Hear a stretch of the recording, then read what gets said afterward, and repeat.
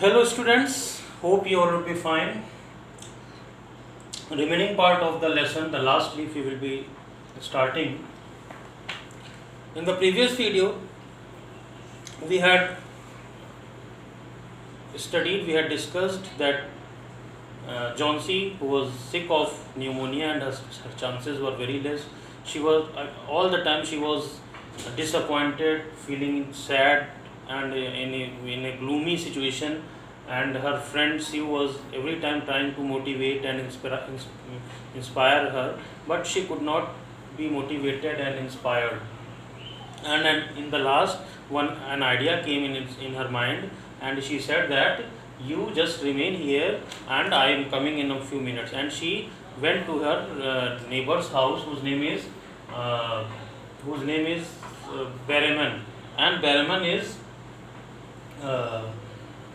She told everything to Berryman, and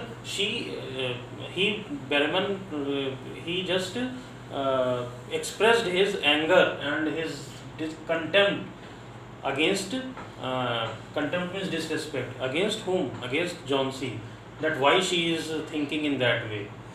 So up to here we had studied. Remaining part we will study. Before that, we will have a quick recall at the word meanings which has to be come in the paragraph which we will discuss today. We have to see it. Contempt. Previous video I have told you, disrespecting anybody. There always we come to see or hear that some any officer or any person uh, is is facing the case of contempt of court. Contempt means disrespect of the court, or not. Contempt of court means disrespect of the court, and contempt means disrespect. Anybody's disrespect is called contempt. Derision means mockery and fun. Idiotic means foolish. Peered means if I am searching something, if I am looking something in the activity of search, finding something, that is called peering or peered. Serrated means if something is stick to some other thing with a very rough edge, means a little push will be enough for separating that thing from that one. That is called serrated with a rough edge. Dissolution means if anything is life has become over, and any time it can finish, any time it can come to end, means it is almost finished, it has come to an end. That is called coming to an end or decay. So this was the word meaning. Let us start. That is on page number 47, second last paragraph. She is very ill and weak, said Sue. Sue is saying to Berryman that she is very ill and weak, and the fever has left her mind morbid and full of strange fancies. She is saying that fever has left her mind with the full of imaginations, very wrong type of imaginations. Johnsy was sleeping when they went up the stairs. She pulled the shade down to the windowsill and motioned Berryman into the other room. So she put the shade down to the means the curtain down of the windowsill, and she called Berryman into the other room. In there, they peered out of the window. From that room, they peered means searching something. They were in the searching look. They were looking outside of the window, fearfully at the ivy vine. Ivy vine means that climber plant. They were looking very fearfully. Why they were fearfully? Because that was the plant which she was seeing. Johnsy was seeing and creating fancies, such a fearful fancies in her mind. That is why they were seeing at the vine very fearfully. Then they looked at each other for a moment without speaking. At persistent, cold rain was falling, mingled with snow.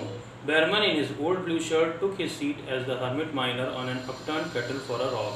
Means cold rain was falling and snow was also falling. And Berryman, he was wearing his old blue shirt, and he took his seat as a hermit miner.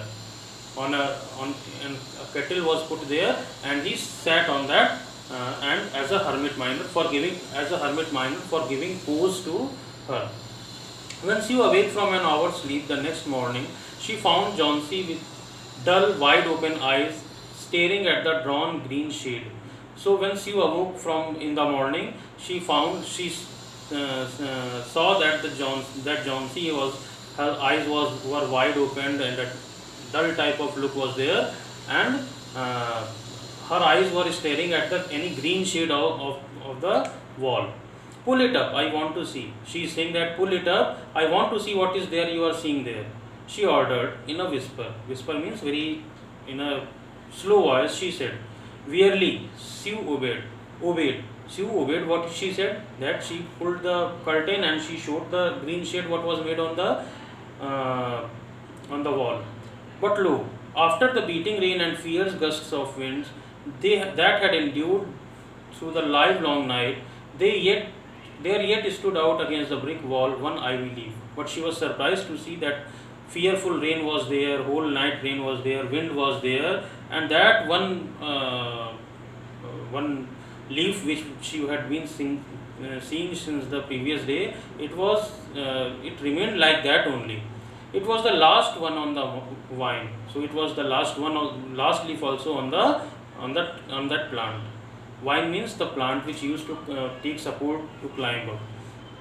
Still dark green near its stem, with its serrated edges. She is thinking that the leaf is still dark green with its stem and its serrated edges. Its edge is very serrated, means rough type of edge, tinted with the yellow of dissolution and decay, and it is just sticked like with a plant which is about to decay, which is about to finish. That plant, it is hung like that only. It hung bravely from the branch some 20 feet above the ground. She is thinking that bravely that leaf is being hung on the plant 20 feet above the ground. It is the last one, said Johnsy. Johnsy said that this is the last leaf. I thought it would be surely fall during the night. She is saying that I was thinking that this leaf will surely fall during the night. I heard the wind, because the wind was blowing. I had heard. Although I was sleeping, but I heard the wind. It will fall today, and I shall die at the same time. She said, no matter if it doesn't fell the previous night, today it will fall, and as it will fall, I will die at the same time. Dear, said Sue. She was saying, dear, leaning her own face up down the pillow, and she leaned her face to the pillow and saying, think of me. If you want, think of yourself. She's saying that you are saying such type of things, you are not thinking anything. If you are not thinking of yourself, at least think of me. What would I do? Means she is saying, what would I do when you would have gone? But Johnsy did not answer. Johnsy did not say anything. The most lonesome thing in the entire world is a soul when it is making ready to go on its mysterious far journey. She is thinking that the very strange thing is that when a soul, when it gets out of a dead body and it goes on a travel to a mysterious journey, that is the most lonesome thing. The day wore away, and even though the twilight, they could see the lone ivy leaf clinging onto its stem against the wall. Whole day passed, and again in the evening, Johnsy saw that the leaf is still hanging onto the branch of that plant against the wall. And then with the coming of the night, the north wind was again loosed, and when the night came, again the wind started blowing, while the rain still beat the windows and pattered down from the low Dutch eaves, and the rain also started to fall.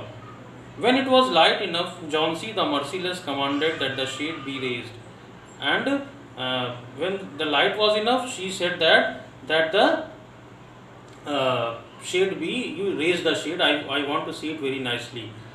The ivy leaf was still there. So his ivy leaf was still there. Johnsy lay for a long time looking at it, and then she called Sue, who was stirring her chicken broth over the gas stove. So she was looking for a long time, and it was still hanging like that. And then after a long time, she called Sue that come here. And when she called Sue, she was making chicken broth, chicken soup for her friend Johnsy over the gas stove. So that's all for today, and the remaining part we will be trying to complete in the coming video. Thank you and have a wonderful day.